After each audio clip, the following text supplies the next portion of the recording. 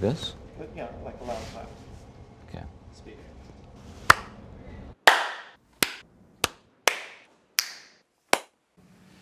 Speaker. So, during the making of the last episode, I was hired to go to Amsterdam to shoot an episode of the show there. And I did. I shot a whole episode. And I asked them, is it okay if I make fun of you guys? And they said, sure, no problem. We don't care. And so then I did. And then when I sent it to them, they said, hey, you're making fun of us. And I said, I know, I told you that I was going to do that. And they said, so I had to cut the whole thing out. Sorry. So the main thing that happened to the making of episode 5 was Mandy got stoned with the neighbors. And, the neighbors get stoned in front of their kids. They don't hide it. And I think that's great. I love that about them, actually. And I hate hiding stuff. And, it's like, it's hypocritical, and it's like, what are you teaching your kids? That you're doing something wrong? I don't know. I don't like doing it, but Mandy always insists. You can't do it in front of the kids because then they'll go to school and talk about it, and then Child Protective Services will come take our children away. They can't just take away your children. Yes, they can. So anyway, she worries about it, and I don't want her to be anxious, so I usually don't get stoned in front of them. But I'm such a better parent when I'm stoned. Like, I can really tune into their wavelength. Throw it to me! And when I'm not stoned, I really can't. So Mandy had gotten stoned with the neighbors, and I went over there, and I was like, wow, she's smoking right in front of the kids. And I thought, oh, this is great, because now it means it's okay, and I can do it too. But I realized later she was just so high that she didn't realize that the kids were there. And so I wanted to reenact this moment for episode 5. Mandy, you know what to do? No. Just, he's going to take a hit, he's going to give it to you, and you're going to take it. Take it? Yeah. And Mandy is refusing to smoke pot on camera. I'm not I've had a long day too. again on the camera. I'm not. And really, she was worried about Child Protective Services. So you don't want to get in trouble? Right. Don't want to get in trouble with the law. And, she's a mom. Like, she loves her children more than anything in the world. So, like, the thought of having Child Protective Services come and take our children away, that's like her biggest nightmare in the world. I think that what other film footage is of you up there That's right. would definitely counteract any thoughts of taking your kids away in the child if child services was watching this in the first place. It's just a horrible. You don't want to deal with them ever. How could it stick? There's no claim to authenticity on this show. There is. No, there isn't. It's the you real don't people. need that. But there's no way you can prove that. It could be a show about a show pretending to be a show. It's totally fictional. A lot of people think it is. And finally, I just said to her, the more you fight it, Mandy, the more you make it seem like you actually are doing it and that it's not fiction. And so I talked her into it with that argument. I guess. You're a very persuasive man. But the show is not fiction. I mean, everything is fiction on some level. So you can make that claim, but the whole point of the show is that this is true, and it is. I'm gonna drink wine. There's nothing that's going to happen because you do this, except that I won't be furious with you for the next 10 years. But anyway, I asked Asher, my lawyer friend, is Mandy right? Could they really take our children away? Yes. Really? The people who run Child Protective Services in New York City are these Haitian women. They're horrible. They're these mean, born-again Christian women who are always taking children away from their parents, especially if you're Dominican. They really don't like the Dominicans. Well, we're not Dominican. Are we safe? You look Dominican. So when we filmed Ashley, the fan with the lump, one of the things she said was, I love you, and I liked hearing this, and so I wanted her to say it again. and I love you, and then I love you, and then I love you. And I noticed that I started having like an erection while she was saying, I love you. and I thought that was strange because I usually don't get erections from people saying, I love you. I usually get erections from, something involving lust or sex. And I thought, oh, that's strange. Maybe I'm maturing. Or maybe I'm just like so love-starved that now that's what turns me on. I love you. And also, when I first met her, she gave me flowers. Oh, Caveh, I got you these flowers. Oh, thank you. You didn't have to get me flowers. That's okay. Give them to Mandy. And I don't know flowers that well, so I was like, what kind of flowers are these? Hydrangeas. These are hydrangeas?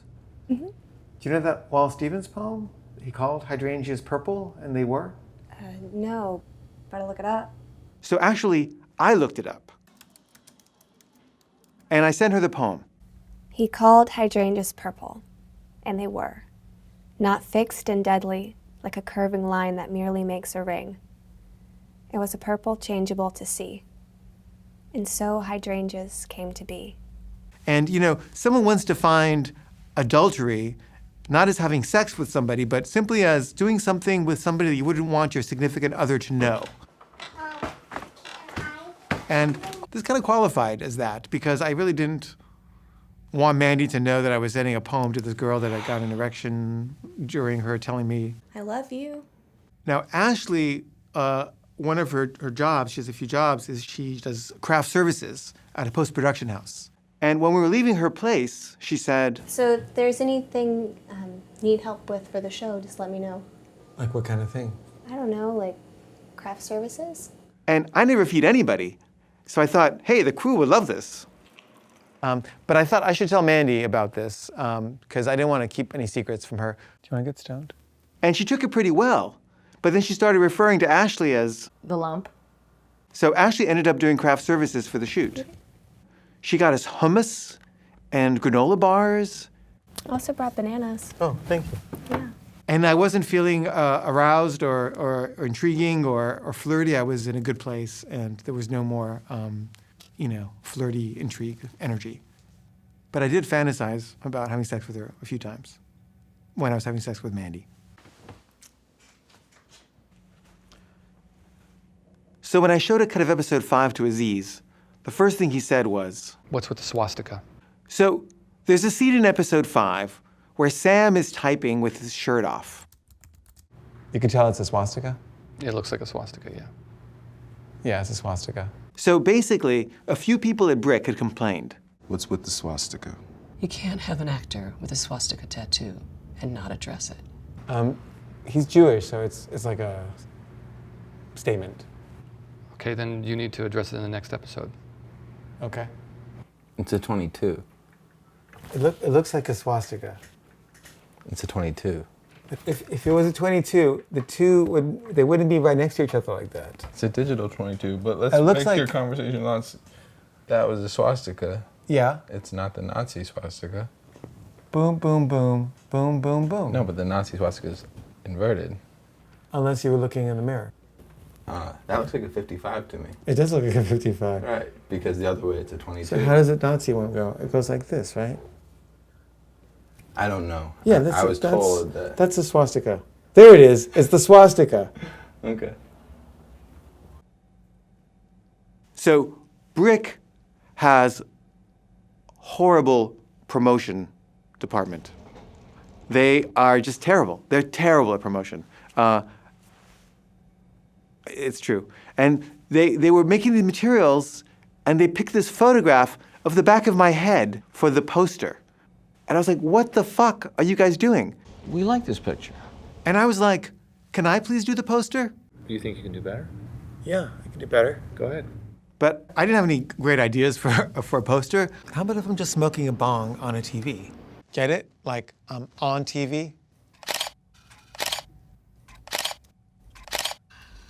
Or what if I'm a puppet holding a puppet of me holding a puppet?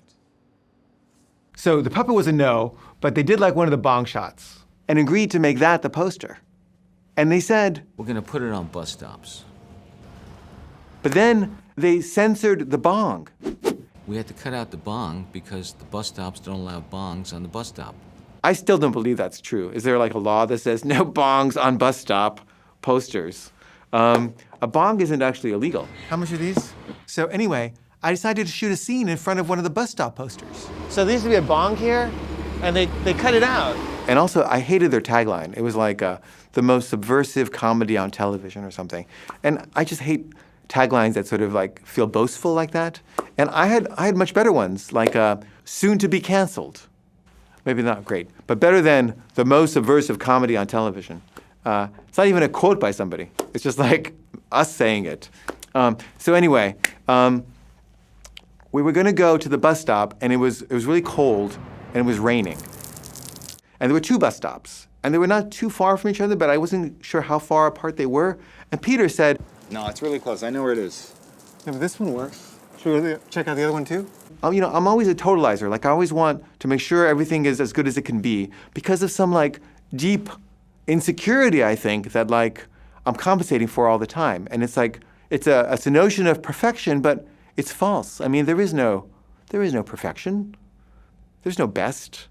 But so anyway, we go to this other bus stop, and it's really far, and it's really cold, and we're carrying all this really heavy equipment, and it's raining. And we're late for our next shoot. And you can be perfectionistic, but there's something that you're going to be ignoring in your quest for perfection. And this is sort of the story of the show because I'm always doing this. That's why it's taking so long between episodes and why we keep having fewer and fewer viewers.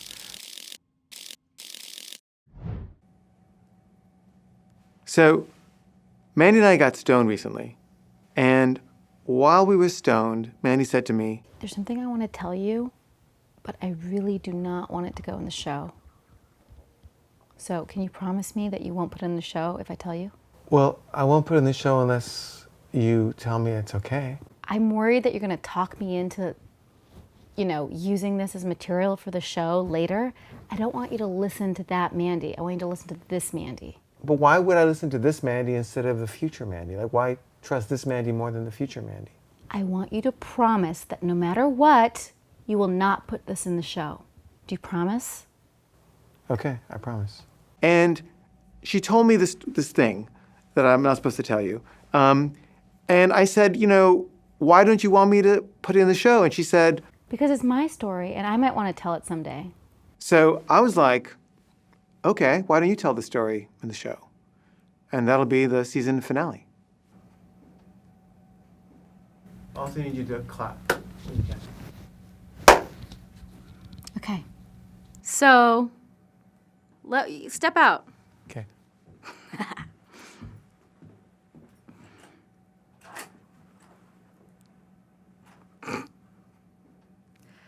Okay. So,